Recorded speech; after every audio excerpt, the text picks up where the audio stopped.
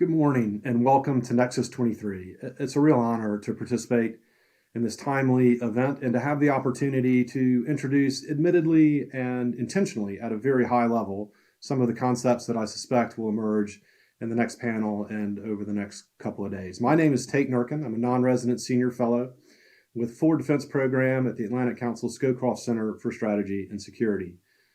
My work really focuses on two areas that I think are pretty relevant to this Indo-Pacific discussion. First, I examine how AI and other emerging technologies are shaping the future of competition and conflict and military capabilities, and also spend a good bit of time looking at China's military modernization and broader Indo-Pacific defense issues. And through this research, I've come to the fairly direct conclusion, one that I suspect is shared by some, if not most, in the audience there today, and that is that responsible, safe, ethical development and deployment of AI and autonomous systems, especially as part of human-led, human-machine teams, can address several critical challenges and critical strategic and operational needs for the U.S. military and for its allies in an Indo-Pacific region that is characterized, yes, by increasing competition, but also by a complex and diverse and sometimes even difficult to detect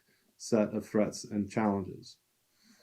Of course, the Indo-Pacific is an extremely active and extremely large and strategically vital region. The 2022 Indo-Pacific strategy relays that it's home to about half the world's population, about 2/3 of global GDP, 7 of the 10 largest militaries, and several of the most important and strategically vital waterways and sea lines of communication. Add to that the fact that it is also home to a handful of pressing and tense maritime and land-based territorial disputes, and of course is the center of gravity for U.S. strategic competition with the pacing threat of China, whose military modernization is proceeding at an impressive but also for many worrying pace. Of course, the threats are not, and challenges of the Indo-Pacific are not limited to the People's Republic of China. There is pressing concern about North Korea's missile and nuclear programs, the occasional reckless Russian incursion into allied airspace or waterways, and a range of non-state-based threats stemming from things such as climate change, natural disasters, migration, extremism, the list goes on. And to this overall challenge and threat landscape, I would add the growing competition and subthreshold conflict taking place in the cyber and information domains, space, and the electromagnetic spectrum. So there's a lot going on in the Indo-Pacific, as I'm sure many, if not all of you, are aware. And in this environment, autonomous systems, both physical assets such as uncrewed aerial, surface, ground, and underwater vehicles, as well as autonomous systems that don't have a physical form, AI agents that support decision support tools and sense-making software, they can, again, in conjunction with human operators as part of human-machine teams, become critical enablers and force multipliers for the United States and its allies in their efforts to deter, but also detect and respond to fast-moving crisis and contingencies. A couple of examples just to draw this argument out. First, the use of autonomous systems and threat detection software can help expand the presence and increase the efficiency of resource allocation through enhancing the range of maritime domain awareness, for example. I mean, this is the idea behind U.S. Central Command's Task Force 59, an idea that is now being adapted to the U.S. Southern Command AOR, and I think it could have a real impact if scaled, and I recognize that is a pretty significant if, but if scaled, it could have a real impact in threat detection, prioritization of resource allocation, and improved situational awareness in and across the burdensome distances of the Indo-Pacific. Another example, probably more frequently cited, is the use of autonomous, attritable, and expendable UASs and USVs that can play an important role in facilitating operations within and penetrating advanced anti-access area denial systems while mitigating, though clearly not eliminating, risks to higher value crewed and uncrewed assets. Other examples of AI and autonomy's benefits include anticipatory logistics and predictive maintenance, filtering relevant information in a crowded and congested EM spectrum, identifying and responding to disinformation campaigns. And again, the list is much longer, but the point is that the value of autonomous systems across an array of mission sets in the Indo-Pacific is becoming more clear and more urgently needed to be recognized.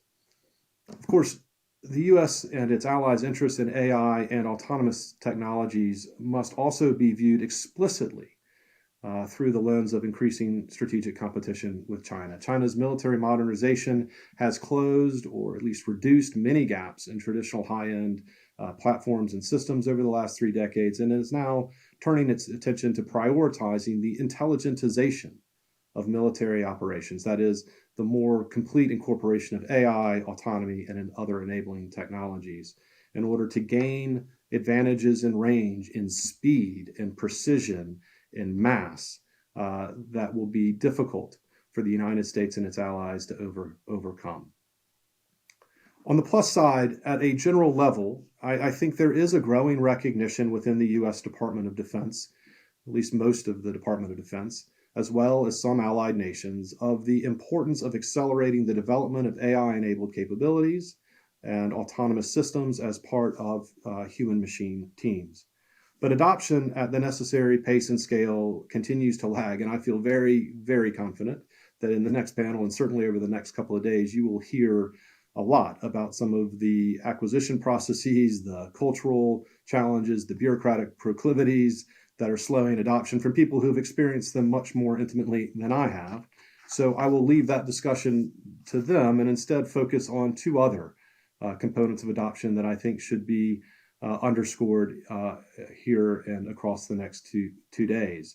First, development, promulgation, and adherence to norms and best practices for responsible, safe, and ethical development of military and autonomous systems, such as those laid out by the Department of State in the Netherlands back in February, is crucial to speeding adoption and to assuaging concerns from both within the government and within the bureaucracy and from society more broadly. But at least as much attention needs to be devoted to building the human component. That is, to building the competencies that human operators will need to maximize their interactions with their autonomous partners, and to building the trust between humans and the AI and autonomous systems with which they engage. And this can happen through training, of course, but it must also happen through rapid and aggressive experimentation in order to truly optimize the layered advantages of autonomous systems and human-machine teams. And with that, I would once again just like to thank the conference organizers for the opportunity to participate and wish you an insightful and successful next 2 days. Thank you.